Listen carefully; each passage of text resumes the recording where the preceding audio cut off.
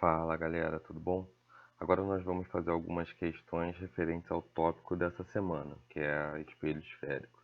Então nós estamos no livro Tópico de Física, volume 2, página 351, exercício 42. Então ele nos diz: em um farol de automóvel, dois espelhos esféricos côncavos são utilizados para se obter um feixe de luz paralelo a partir de uma fonte aproximadamente pontual. O espelho principal é tem 16 centímetros de raio. Então vamos escrever aqui que o nosso espelho tem um raio igual a 16 centímetros. Depois ele nos diz que o espelho auxiliar E2 tem 2 centímetros de raio.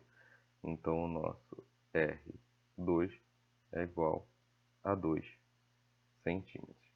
Ele nos diz: para que o feixe produzido seja efetivamente paralelo, as distâncias da fonte S ao vértice N e N dos espelhos devem ser iguais a quanto? Então ele quer a distância de S a M e depois de S a N, né?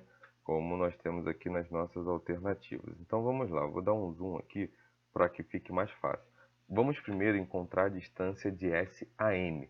Então a gente deve esquecer o que acontece com o nosso espelho 2. Então vou colocar a tela dessa forma para que fique mais clara a visualização.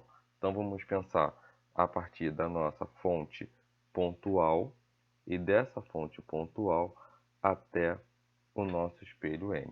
Pois bem, dessa fonte pontual nós temos os raios saindo dessa nossa fonte, batendo no espelho e depois eles saem paralelos. A gente verificou que isso é uma propriedade relacionada ao foco. Então tudo que passa pelo foco bate no espelho e sai paralelo. Então significa que essa distância SM é o foco desse nosso espelho 1, beleza? Só que agora, se a gente quer encontrar o foco, a gente pode obter o foco por meio do nosso raio. Então vamos desenvolver o cálculo aqui. A gente viu que o foco é a metade do raio. Pois bem, se o foco é metade do raio, significa que eu terei 16 divididos por 2 para obtenção dessa nossa distância focal do espelho 1. Então isso significa que nós vamos ter F1 igual a 8 centímetros, que é a distância que ele quer que a gente encontre. Beleza? Agora o que nós vamos fazer? Vamos para o espelho 2. Para o espelho 2, a gente esquece a reflexão no espelho 1 e aborda apenas o que rola no espelho 2. Então vamos observar aqui.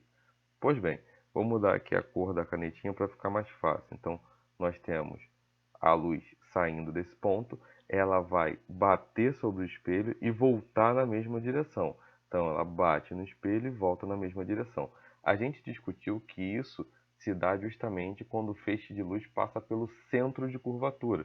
Então significa que essa distância entre S e N é o que nós chamamos de raio. Então esse é o raio do espelho 2. E o raio do espelho 2 a gente já tem. A gente viu que ele de fato é igual a 2 centímetros, que é o que a questão nos forneceu. Então significa aqui que nosso R2 é igual a 2 centímetros. Então, para a gente completar essa questão, distância SM 8 centímetros, que é o foco do espelho 1. Distância SN 2 centímetros, que é a distância do centro de curvatura ao nosso espelho 2.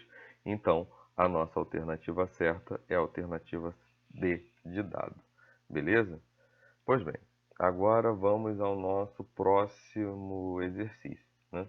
Aqui o exercício 47 da página 352.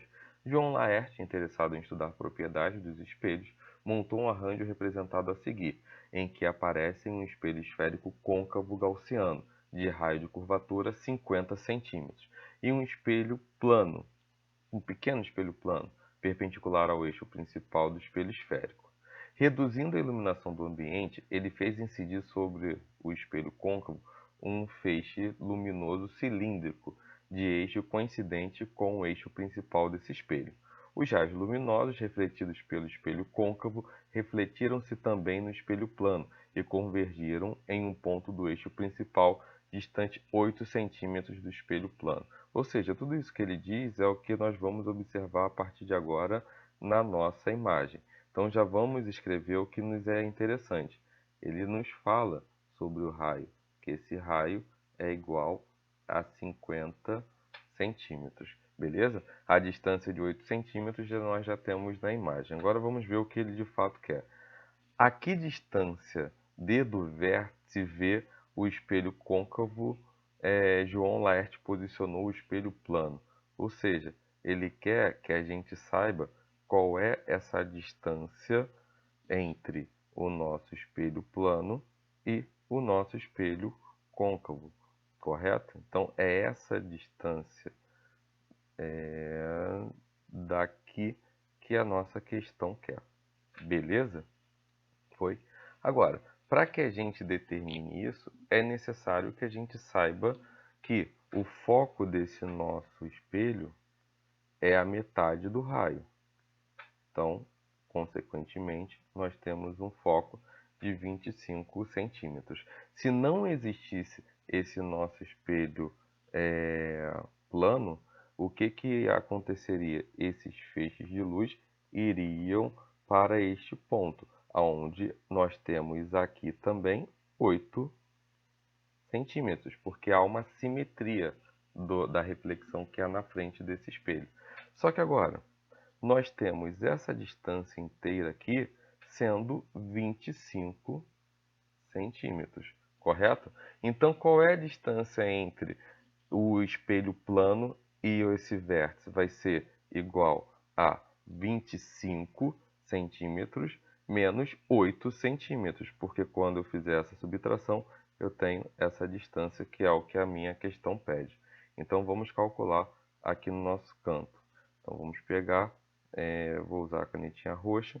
Então, essa nossa distância que eu chamei de D vai ser igual a 25 menos 8.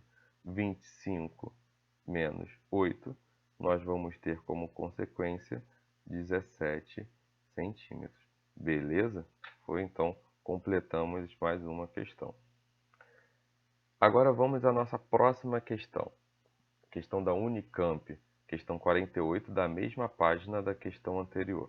Então, essa questão nos diz: uma das primeiras aplicações militares da ótica ocorreu no século III a.C., quando Siracusa estava sitiada pelas forças navais romanas. Na véspera da batalha, Arquimedes ordenou que 60 soldados pusessem seus escudos retangulares de bronze, medindo meio metro de largura e 1 metro de altura. Quando o primeiro navio romano se encontrava a aproximadamente 30 metros da praia para atacar, à luz do sol nascente, foi dada a ordem para que os soldados se colocassem formando um arco e empunhassem seus escudos, como representado esquematicamente na figura a seguir. Em poucos minutos, as velas do navio estavam ardendo em chamas. Isso foi repetido para cada navio, e assim não foi dessa vez que Siracusa caiu. Uma forma de entendermos o que ocorreu consiste em tratar o conjunto de espelhos como um espelho côncavo.